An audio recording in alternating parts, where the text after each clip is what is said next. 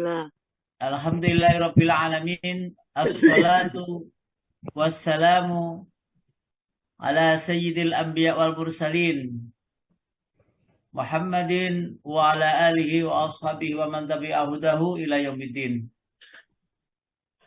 Hmm.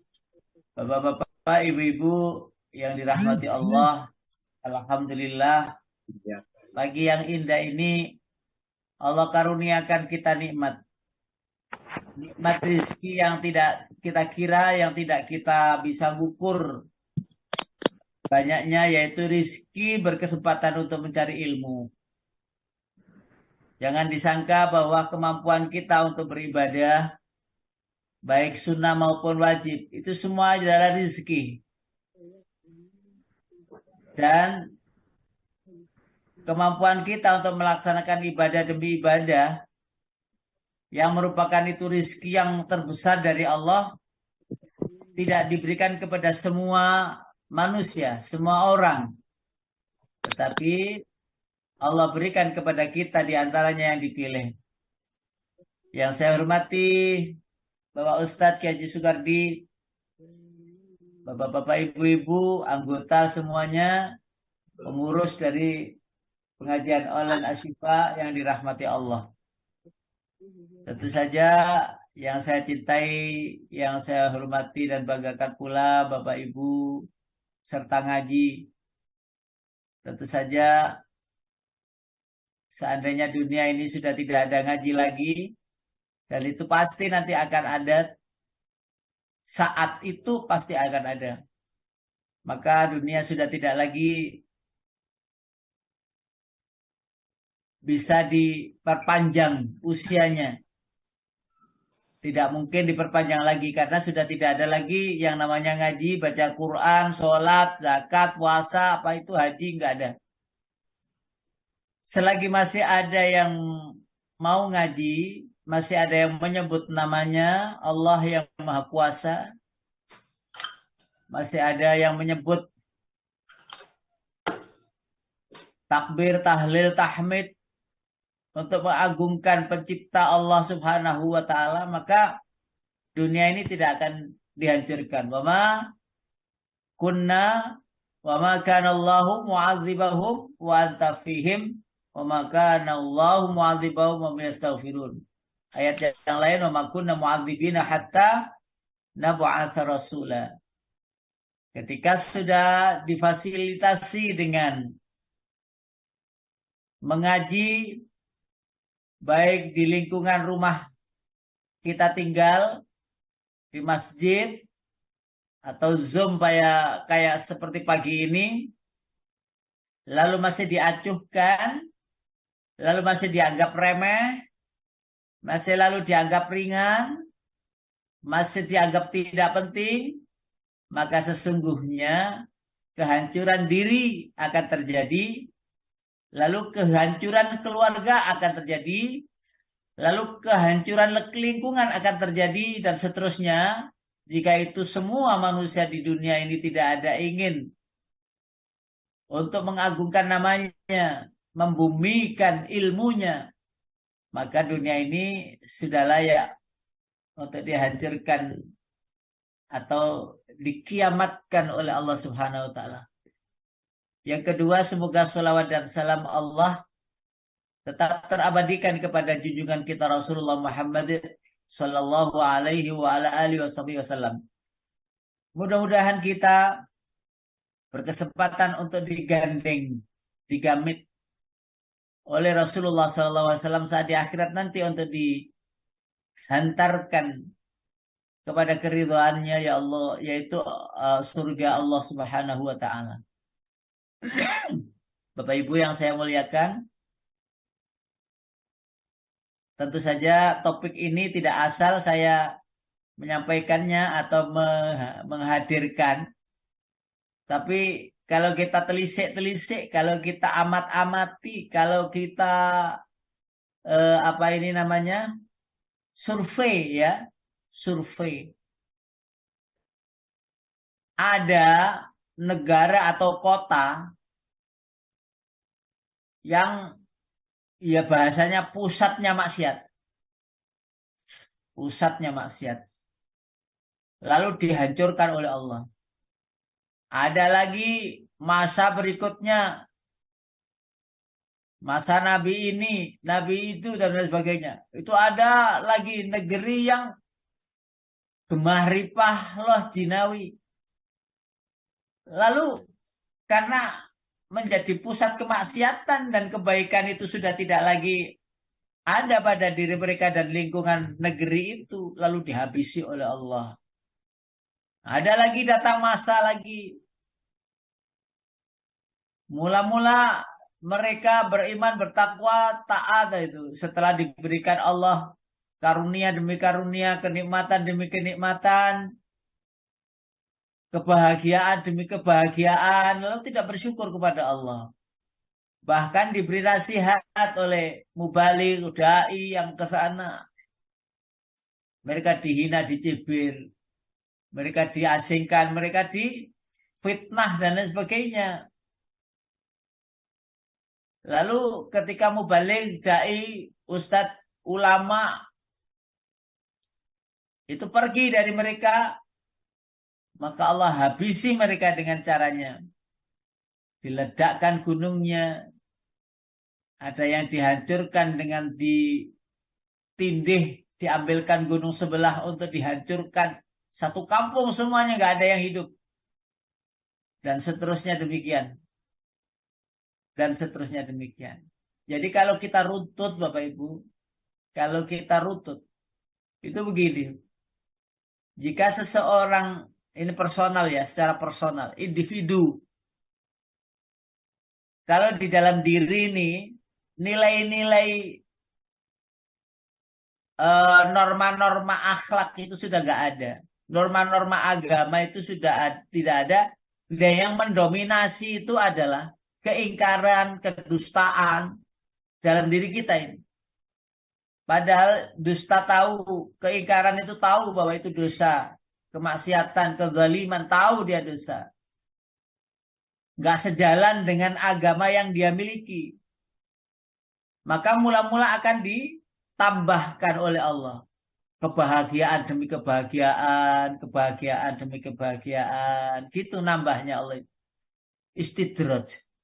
Dibiarkan sukses. Dia tidak memahami, dia tidak mengerti, bahkan dilupakan oleh Allah bahwa itu sebenarnya istidraj. Itu sebenarnya dihancurkan, mau dihancurkan itu caranya begitu. Agar mereka itu tambah lupa, terus dibanting dengan sekeras-kerasnya. Ini secara pribadi individu. Ada yang secara individu itu dia itu agamanya itu baik gitu. Semakin dalam hal kehidupan apa ini namanya? Kehidupan kesehariannya itu kekurangan. Lalu dia bersabar. Allah berikan kekurangan terus, nggak ada. Tetapi selesai itu dia bisa menyelesaikan ujian kekurangannya itu dengan rasa syukur yang ada, dengan bersyukur ya. Ya akhirnya dia sukses. Ada orang yang secara individu ini, secara pribadi, ya personal, itu dia itu ibadah, ibadahnya tekun. Tetapi sedekahnya itu tekun, kekayaannya bertambah, kekayaannya terus bertambah. Tapi dia tidak merasa itu sebuah kekayaan yang itu menjadikan hatinya lupa kepada Allah. Dia terus tekun bersyukur kepada Allah. Terus bersyukur kepada Allah. Ada yang demikian sehingga namanya dikenal di bumi dan dikenal di langit. Para sahabat kita, para sahabat Rasulullah, Abdurrahman bin Auf, Abu Bakar As-Siddiq, Umar bin Khattab, Utsman bin Affan, Masya Allah. Dikenal di bumi dan di langit. Ada orang itu yang mengerti tentang agama. Mengerti tentang agama. Lalu dia dengan agama itu dia tekuni dengan baik. Al-Quran itu sulit dibaca katanya. Tetapi saya tidak akan pernah menyesali. Tidak akan pernah berhenti. Tidak pernah putus asa untuk terus membacanya. Menurut dia membaca Al-Quran itu sulit dia. Lidahnya itu keluh. Baca huruf tertentu saja sudah Sulitnya kenapa? Sulit dibacanya. Jadi tidak ada ini untuk mengingatkan saja. Tidak ada satupun di antara kita ini yang nilainya 100 dalam membaca huruf-huruf Al-Quran, dalam membaca ayat-ayatnya. Karena yang bernilai 100 itu Rasulullah Shallallahu Alaihi Wasallam. Nah, para jamaah, ibu, bapak sekalian yang dirahmati Allah, tentu berhenti, sering saya katakan, ini menjadi catatan besar kita. Berhenti mencari ilmu berarti berhenti aliran hidayah ke tubuh. Saya ulangi lagi.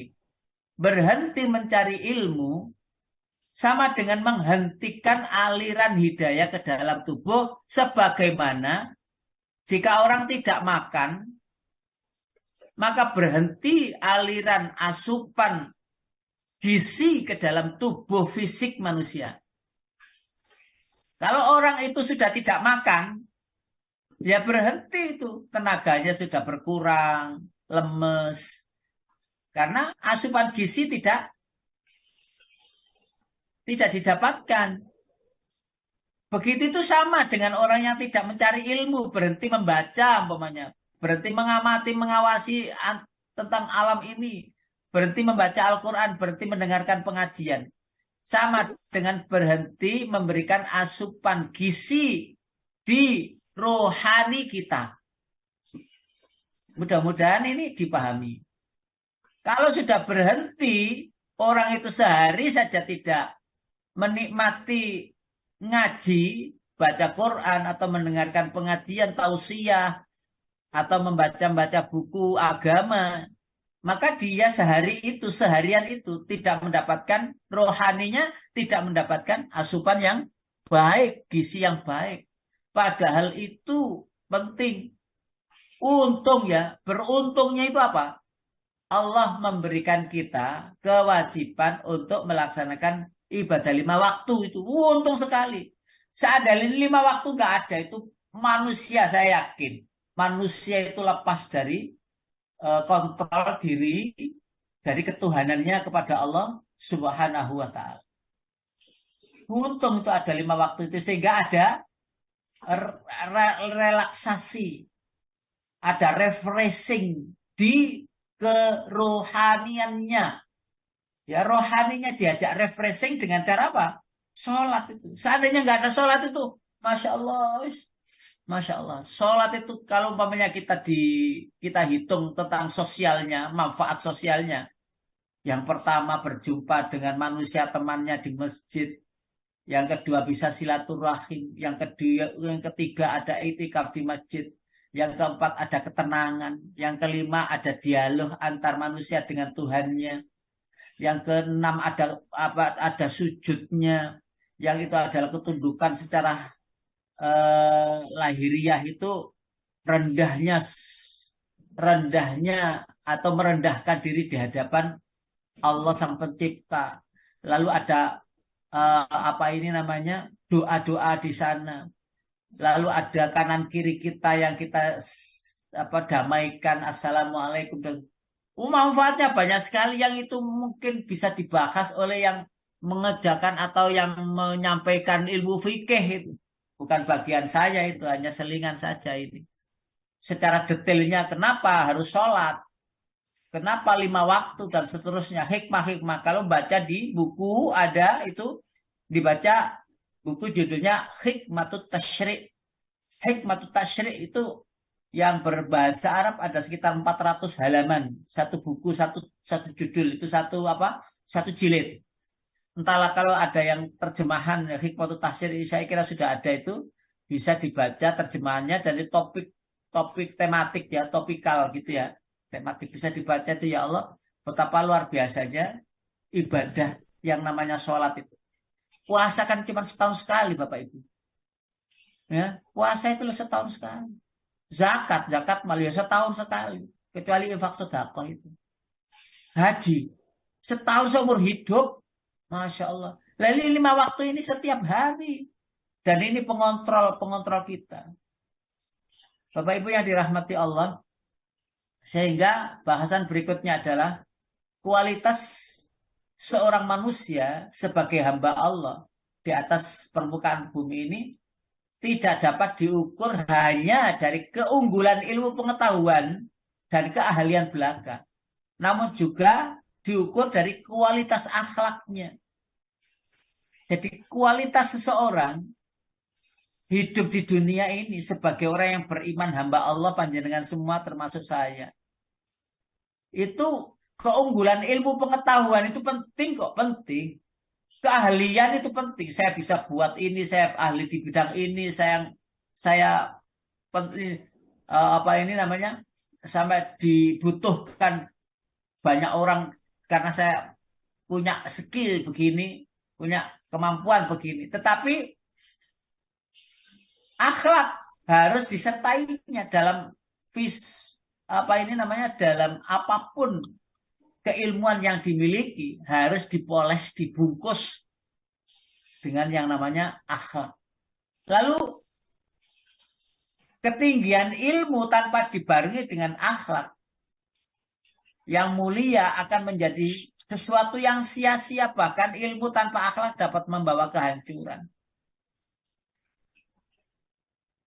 Bapak Ibu yang dirahmati Allah, betapa orang itu kalau tidak beragama, tidak berakhlak, alam ini jadi rusak, gak karu-karuan. Gunung-gunung dipaprasi, dihabiskan. Bahkan dijadikan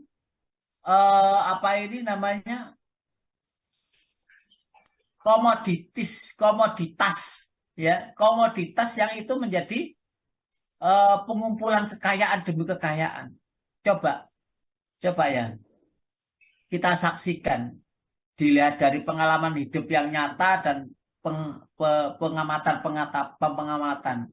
betapa besar perbedaan antara orang yang beriman dengan yang tidak itu. Betapa besar perbedaan orang yang beriman dengan orang yang tidak beriman. Orang yang beragama dengan orang yang tidak beragama. Ya. Mereka orang yang tidak mau beriman, tidak beragama itu acuh tak acuh. Mau ada begini, ngaji begitu, nanti ya. Kemana orang kok di hidupnya di masjid aja, pengajian itu. Jadi ada rombongan-rombongan pengajian gitu ya, datang kemana Pak Masjid? Ada apa? Ngaji, pengajian. Di dalam hatinya mereka ada sesuatu yang merasa itu tidak penting. Jadi wajah orang yang berpegang teguh dengan agama, dengan wajah orang yang menyepelekan agama, itu berbeda sekali. Sikapnya selalu tenang bagi orang yang beragama itu. Sikapnya selalu tenang, sikapnya selalu nyaman, sikapnya selalu damai gitu. Lah orang yang beriman itu, makanya Rasulullah mengatakan dalam hadisnya, takutlah kalian dengan orang yang beriman. Karena dzonnya, prasangka orang yang beriman itu adalah kebenaran. Itu kan ada hadisnya itu. Prasangka orang yang beriman itu adalah kebenaran. Ada orang bilang begini, enggak, jangan berangkat besok. Ya, lusa saja. Lusa saja berangkatnya. Ternyata benar. Besok itu ternyata Allah memberikan turun hujan itu sampai banjir-banjir. Perjalanan itu banyak orang kemacetan dan lain sebagainya gitu. Ketika berangkat besoknya lagi padang, lancar dan sebagainya. Hal-hal seperti ini sering terjadi mungkin kita atau mungkin orang lain. Jadi penting sekali untuk mengisi diri ini agar keimanan ini tetap. Dan keimanan itu menjadi pencerah, ya, perlambang sesuatu bahwa kita ini beriman kepada Allah. Dan orang yang tidak beriman, kelakuannya itu, perbuatannya itu, kelakuan itu apa ya? Perbuatan itu. Selalu menyusahkan orang lain. Meresahkan orang lain. Jadi senantiasa dia dalam keadaan galau. Dalam keadaan sedih. Maka sering juga kita sampaikan, kalau Bapak Ibu masih ada rasa sedih. Sedih itu yang alasannya itu kecil sebenarnya. Umpamanya kehilangan sesuatu, terus sedih. perihal-perihal dunia gitu. Berarti ngapunten, imannya belum seberapa. Imannya belum seberapa. Ada apa sedih dengan persoalan dunia? Sedihlah jika di akhirat itu tidak dapat kedamaian, tidak dapat naungan dari Allah. Itu sebenarnya. Saya ulangi lagi ya. Saya ulangi lagi biar matang. Wis mateng gue enak karek ngemplok ngono wis. Panganan gue wis mateng kan enak, Pak. Ya, tinggal menikmati gitu aja. Iya toh. Saya ulangi. Panjenengan pasti bertanya, Ustadz masuk gak sedih? Ya sedih loh, masuk punya sedih, punya nafsu gak sedih. Tetapi orang yang beriman itu sedihnya itu tidak membawa berkurangnya bergantungnya kepada Allah. Berkurangnya bergantung pada Allah. Karena itu saya ulangi.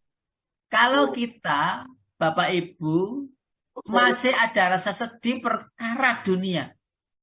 Sebagaimana saya contohkan tadi, kehilangan sesuatu yang ia sayangi, yang ia cintai, yang ia banggakan, umpamanya perihal dunia loh ya. Bukan perihal keimanan. Lalu sedihnya itu berkepanjangan, getunnya itu tidak habis-habis. Ya, nyeselnya itu begitu. Padahal tidak ada kan, ya. Apa yang ada di dunia ini kecuali disetting oleh Allah. Lalu kita itu sedih itu terus berkepanjangan, berarti imannya masih remeh. Umpamanya dalam hal sakit ya atau penyakit. Ya namanya sedih itu normal, tetapi tidak berkepanjangan dan itu tidak menjadi masalah bagi dirinya. Sedih yang paling berbahaya itu apabila yang sedih itu menjadi kegalauan yang mengurangi kebergantungan kita kepada Allah.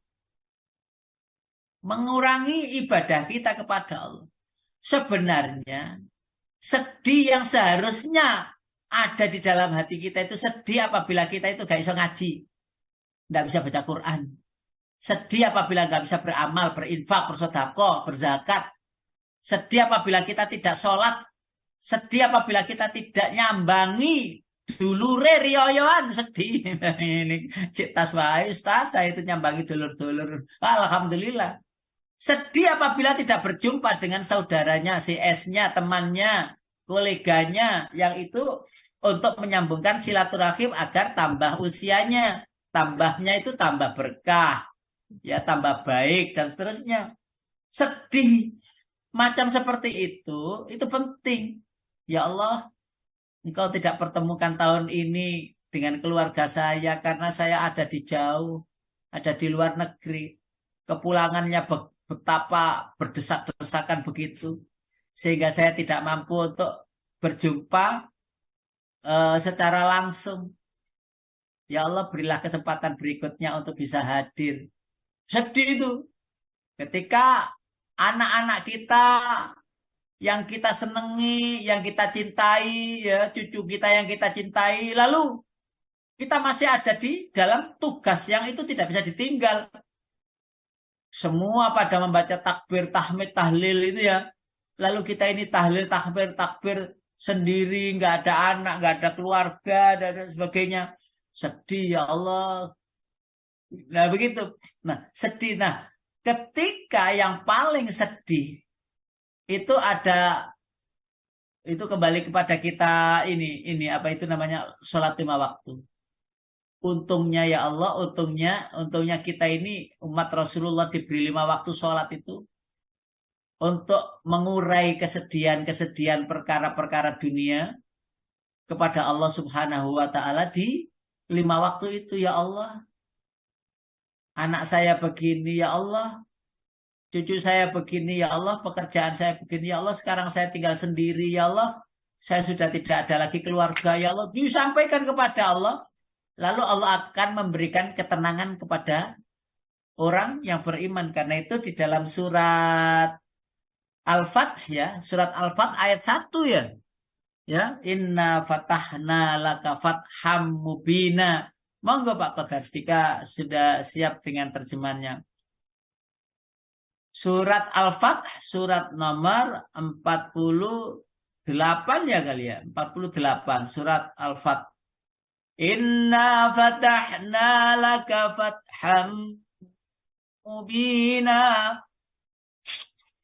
liyaghfira laka Allahu ma taqaddama min dzambika wa ma ta'akhkhara wa yutimma ni'matahu 'alaik ويتم نعمته عليك ويهديك صراطا مستقيما وينصرك الله نصرا عزيزا هو الذي أنزل السكينة في قلوب المؤمنين ليزدادوا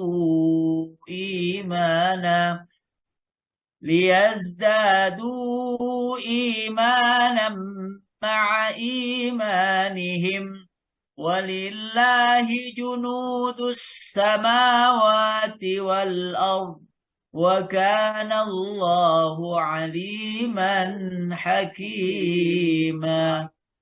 Ayat 4 diterjemahkan. Monggo Pak Qadar. Siap-siap itu Pak Qadar Ustaz. Nggak kelihatan itu. Go. Mungkin saya bantu Ustaz. Surat Saya bantu ya Ustaz. Ya, silakan. Monggo buati.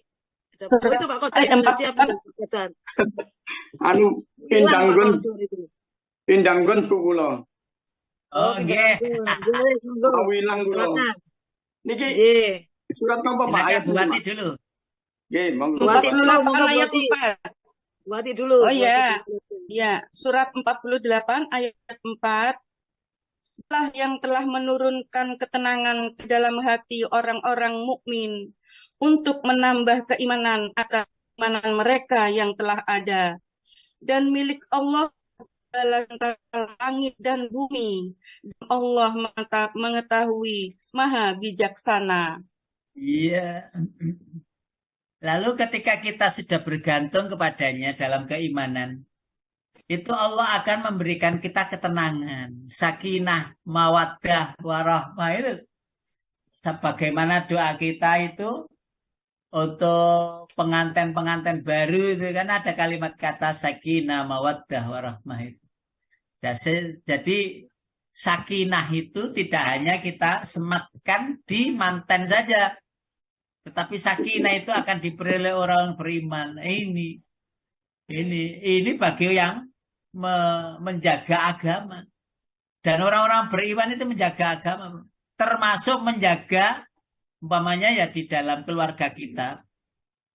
Itu ada yang isi daripada anggota keluarganya itu orang-orang yang beriman. Itu ada kedamaian. Kok di keluarga itu nggak ada kedamaian ya? Panjenengan apa petani sendiri-sendiri. Panjenengan telisik sendiri-sendiri. Kok di dalam keluarga itu tidak ada ketenangan ya? Maka panjenengan cari penyebab utamanya. Ujung-ujungnya pasti keimanan. Ujung-ujungnya pasti tentang agama yang tidak mereka miliki. Jadi keluarga kok istri suami itu kok nggak ada tenangnya, kok ruwet gitu ya. Itu ketika kita survei, cari gitu ya. Yang pertama tidak ada ketenangan, penyebabnya itu adalah agamanya remeh. Jadi tidak mengerti tentang ilmu agama, bagaimana membuat sebuah komunitas kecil di keluarga itu benar-benar sakinah. Yang kedua itu imannya remeh. Imannya remeh. Dan itu awal daripada kehancuran jika tidak mau berubah. Nah, ini penting. Baik. Itu yang kedua, Bapak Ibu yang dirahmati Allah, seluruh disiplin ilmu manapun, baik ilmu pengetahuan untuk kemudahan hidup di dunia, lebih-lebih ilmu agama untuk kepentingan hidup di akhirat kelak, selalu menempatkan moral, etika, dan adab sebagai implementasi dari akhlakul karimah. Jadi agama ini ada fondasi dasar. Lalu ada pilar-pilar, ya. Lalu ada apa itu atap. Lalu di dalam pondasi, terus di dalam pilar dan atap itu ada hiasan-hiasan. Pondasi itu dengan keimanan ketauhidan itu wajib adanya. Kalau tidak ada itu ambruk pasti.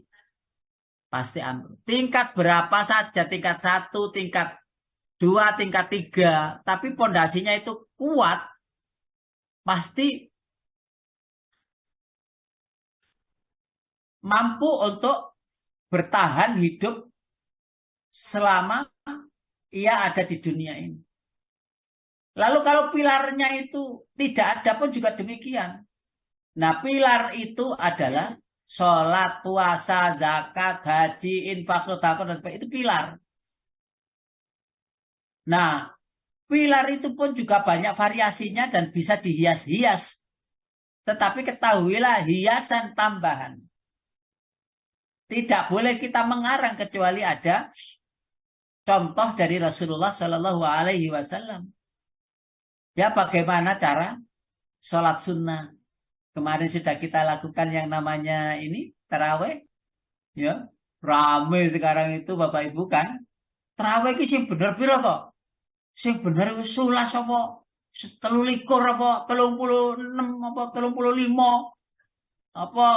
Sholat itu apa namanya?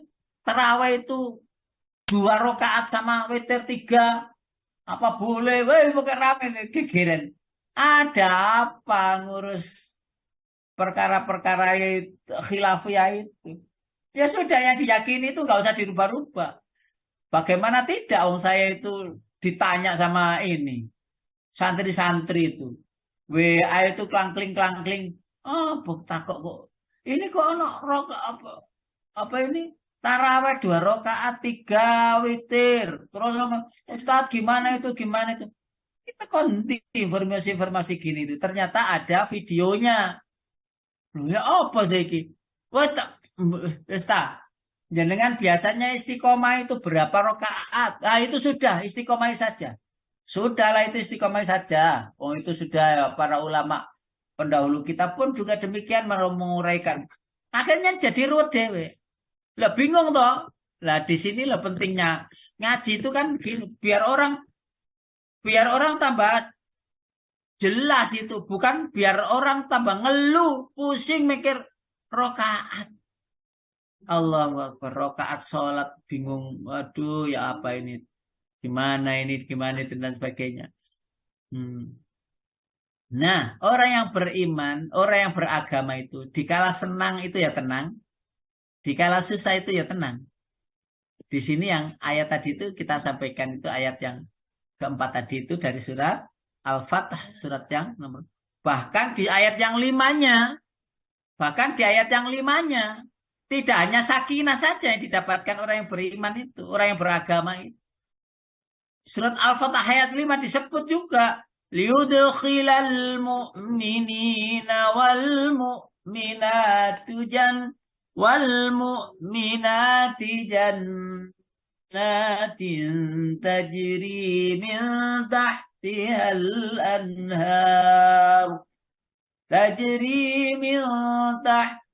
الأنهار خالدين فيها ويكفر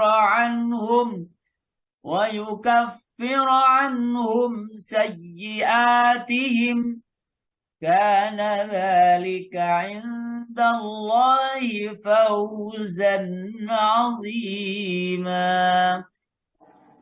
Boleh diterjemahkan. Agar dia masukkan orang-orang mukmin laki-laki dan perempuan ke dalam surga yang mengalir di bawahnya sungai-sungai. Mereka kekal di dalamnya dan dia akan menghapus kesalahan-kesalahan mereka. Dan yang demikian itu menurut Allah suatu keuntungan yang besar. Jadi begini Bapak Ibu yang saya hormati.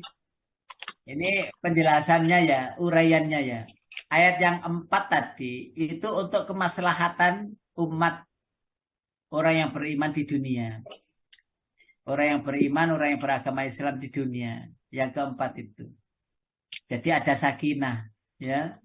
Terus ada pertolongan Allah, ya. Terus ada kedamaian itu. Lalu ada tambahnya iman. Tambahnya iman itu kan, yang nambah itu kan Allah, Bapak Ibu. Ada imannya itu level 1. Biasa. Ada imannya itu level 2. Ditambahi oleh Allah level 3.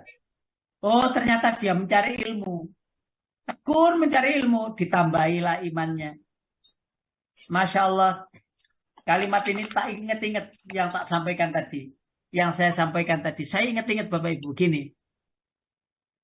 Ketika kita Ustadz ya mengajar. Ustadz itu kan kemana-mana mengajar. Lalu ada istilah seseorang itu kalau mengajar itu walaupun tidak belajar itu tambah ilmunya. Bukan tambah sebenarnya. Sebenarnya statis kalau dia tidak mau membaca buku, literatur dan sebagainya. Mengulang-ulang kalimat yang sama, mengulang-ulang materi yang sama, mengulang-ulang gitu. Sehingga kapan lalu saya juga menyampaikan di forum yang mulia pada pagi hari ini bahwa ustadz itu harus punya ustadz. Guru harus punya guru. Kiai harus punya kiai. Ulama itu harus punya guru yang ulama. Mengapa demikian? Karena kebanyakan ustadz itu santrinya tidak mau negur kalau salah. Kebanyakan kiai itu santrinya nggak berani. Kalau kiainya salah terus nasihati nggak berani. Ulama juga demikian. Ya, dai juga demikian. Maka semua dai, ulama, mubalik, kiai dan seterusnya itu hendaknya ia punya guru. Apalagi yang gak patek ustadz, gak patek dai, gak patek kiai. Iku lek gak ndek guru Bapak Ibu, kontrol diri habis, hilang. Dan itu secara pribadi saya pun merasakan demikian. Ketika saya mengajar kelas 6 SD, saya ingat itu mengajar Al-Quran itu kelas 6 SD Bapak Ibu. Itu sudah mengajarkan junior-junior anak-anak itu dilanggar itu. Itu sudah pede gitu ngerasa SMP, SMA dan sebagainya itu malah ngajar privatan-privatan gitu banyak. Tapi anak kampung, desa itu. Privatan-privatan yang free ya, privatan-privatan itu gak ono apa-apa aneh, ndak kepikir gitu. Ketika kita sudah merasa ngaji itu sudah khatam itu ndak tahu puluhan berapa puluh kali khatam. Loh, ketika ngaji lagi ke pondok didengarkan sama kiainya yang kiainya itu ahli dalam Al-Qur'an. Disalah-salah nih, kurang begini. Ya Allah, lah kok cek nemen nih saya itu selama ini ngajar Al-Qur'an. Lah Al-Quran itu masih rusak. Bacaan masih rusak. Sampai saya begini sama Kiai bilang. Pak Kiai ini saya ini aja dulu ya. Gak ngajar dulu ya. Gak ngajar dulu. Saya mau belajar aja di mondok lagi di sini. Loh. Nah kalau sampai gak ngajar lah. Sih ngajarin nonton sopo. Ya sing bener itu sampai ngaji. Mari ngaji sampai nih. Mereka meneng ngaji. Mari ngaji sampai nih. Ngono carane. Terus saya ingat hadis Rasulullah. Khairukum man ta'allamal Qur'ana wa 'allamahu itu. Ya Allah benar kamu loh. Gini tuh loh. Untuk melerai hati yang merasa bisa itu loh. Kan tidak boleh. Merasa bisa itu kan tidak boleh. Merasa bisa itu sudah ada bintik-bintik sombong kan Pak. Sehingga harus didonkan oleh seorang guru yang menasehatinya, lalu dia ingat ya Allah iya saya gitu. Cepat itu berubah kalau gurunya. Coba koncone sing ngandani. Wis padha wae padha kaisoke ngono padha belajar ngandani kan gitu. Itu bagi orang yang umum, ada orang yang khusus dikandani koncone oh iya ya salah. Ada yang gitu itu. Tetapi kalau guru yang memberitahu, wah itu nggak bisa nolak udah. Yang akhirnya itu mengingat sebaik-baik kalian adalah orang yang belajar Al-Quran dan mengajarkannya. Ya belajar. Kalau nggak belajar, ya mengajar. Kalau nggak mengajar, nganggur, ya belajar. Dan itu diwolak-walik. Kalau nggak belajar, ngajar. Kalau nggak ngajar, belajar. Kalau nggak belajar, ngajar. Dan seterusnya begitu. Lalu literatur, Pak. Saya baca. Ketika ke Saudi itu, Bapak Ibu, beli kitab-kitab. Yang kitab itu dicari di sini nggak ada. Saya cari Khilyatut Tilawah. Saya cari lagi kitab Buduruz Zahiro ala Qiraatil Asyra al Mutawatirah. Ada lagi saya cari kitab Al-Muyassar fi Qiraatus Saba. Ada lagi Al-Muyassar fi Tafsiril Quran. Saya cari di sana. Murah cuman 20 real. 20 real kali 4 ya berapa? 80-an ya. 80-an ribu. Halah. Saya bawa itu, ya Allah, saya taruh di rumah. Buku-buku itu termasuk I'rabul Quran, Ma'inul Ulumil Quran. Itu di almari itu almari kayu. Sudah beberapa tahun tidak tak lihat, ternyata penuh dengan rayap. Masya Allah. Buku yang saya ugemi, saya pegang jadi pegangan kemana-mana. Neng kono iki gedung tak buka ya, dibuka rayap. Sudah lama nggak tak baca, saya anggap ya sudah aman begitu aja. Penuh rayap, jadi seluruh buku itu ada di teras rumah itu penuh menumpuk. Buku bahasa Arab semuanya itu penuh dengan rayap separuh. Semua banyak tanahnya itu, ya Allah. Wes ngene kudu tuku meneh. Beli lagi, nggak tahu kapan. Ayo Pak Qadar ke sana, Saudi sana, ayo. Berangkat ayo. Berangkat terus nyari buku, nyari pengalaman lain Pak Qadar ya. Ini kalau Pak Qadar itu rada enak iso komunikasi masalah-masalah apa gitu ya Pak Qadar ya. Kapan ya Pak Qadar ya? Nyelengi saya ya. Nyelengi saya. Bismillah insyaallah. Kita sana nyari misinya umroh dan cari kitab. Ngapunten. Saat ini tuh membaca itu lagi tidak digemari. Bukan lagi digemari. Lagi tidak digemari. Lagi tidak disenangi. Yang senang itu membuka WA-nya masing-masing. Ketika saya membaca sebuah buku, dapat inspirasi, dapat tambahan, ya Allah. Sehingga kelenger Bapak Ibu. Betapa kita ini belum apa-apa, Apalagi buku-buku Indo itu ya. Ya, Al-Milal wan Nihal, Al-Bidayah wan Nihayah, Ibnu Katsir. Ya, dan seterusnya itu banyak buku-buku itu yang menjadi kita itu melek. Menjadi kita itu tambah sakinah, tambah tawaduknya, tambah seperti istilah orang Jawa padi, semakin tua semakin menunduk. Disinilah akhirnya terbentuk sebuah akhlak seseorang bahwa ketika semakin membaca, semakin bodoh, semakin belajar, semakin bodoh. Kenapa demikian? Memang Allah buat kalbahri la sakhilalah. Ketika kita sudah mau belajar, agama ini dipelajari, sebenarnya menunda kerusakan di bumi. Ketika agama ini kita tekuni, itu sebenarnya panjenengan ikut menunda kehancuran alam.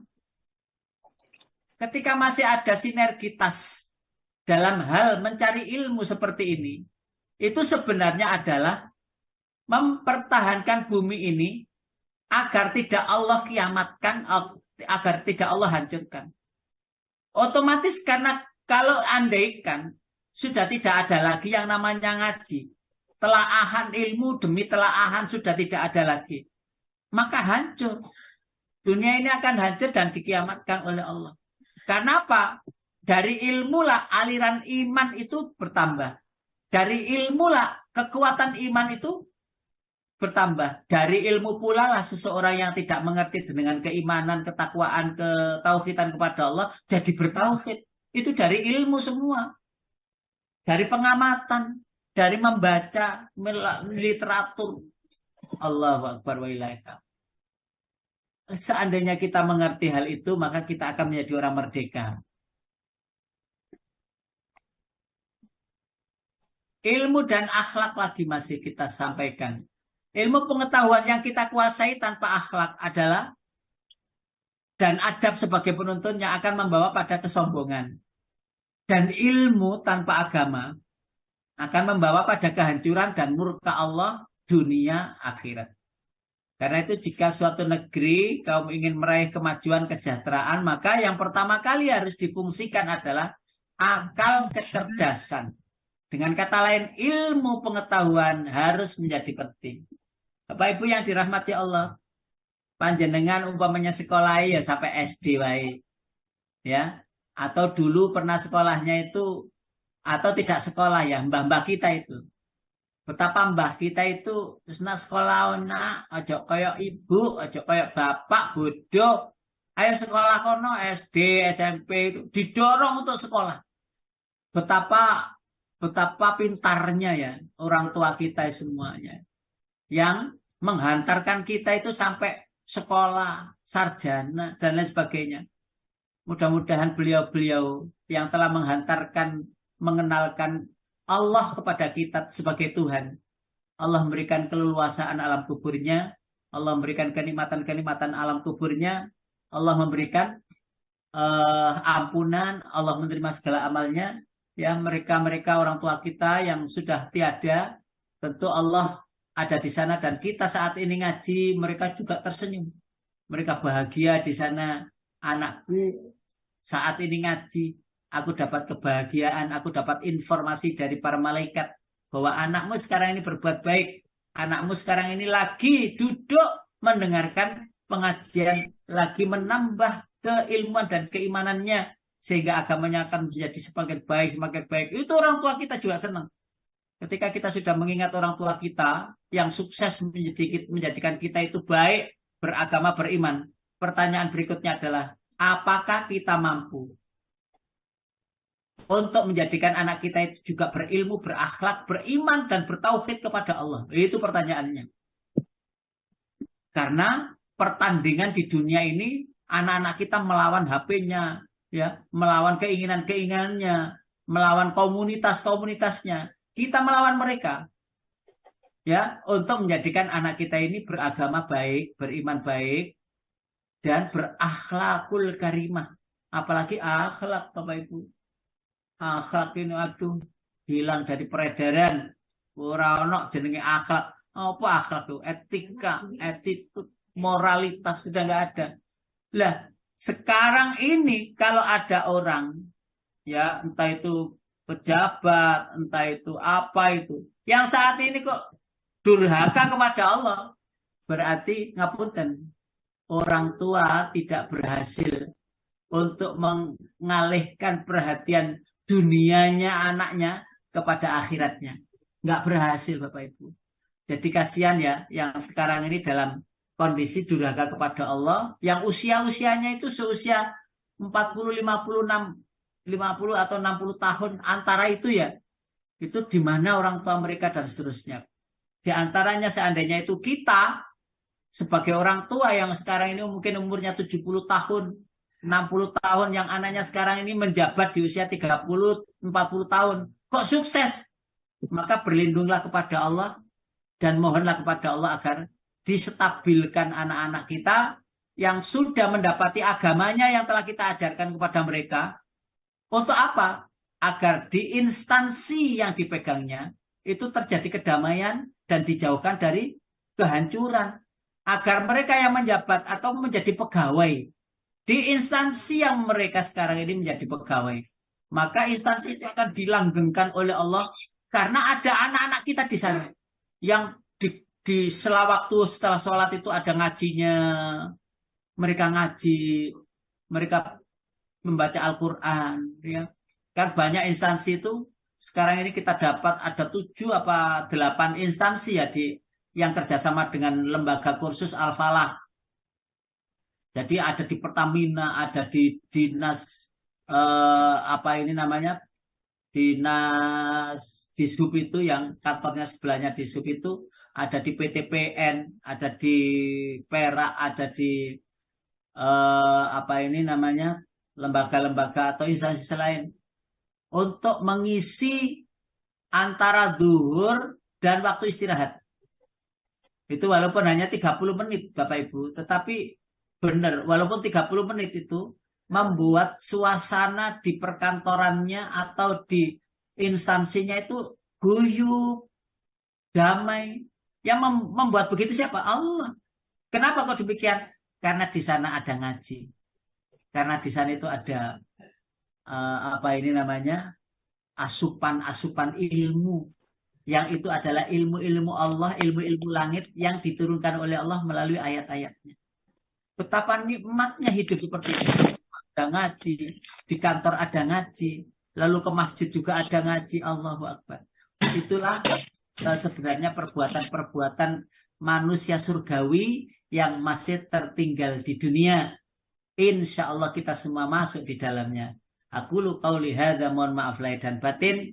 Saya serahkan kembalikan kepada Pak Hedi. Mudah-mudahan ada yang nyambung dengan keterangan saya. Kalau nggak nyambung ya besok dibaleni. Nah, wes ngono. Baleni lagi. Allahu Akbar walillahil hamd. Monggo Pak Hedi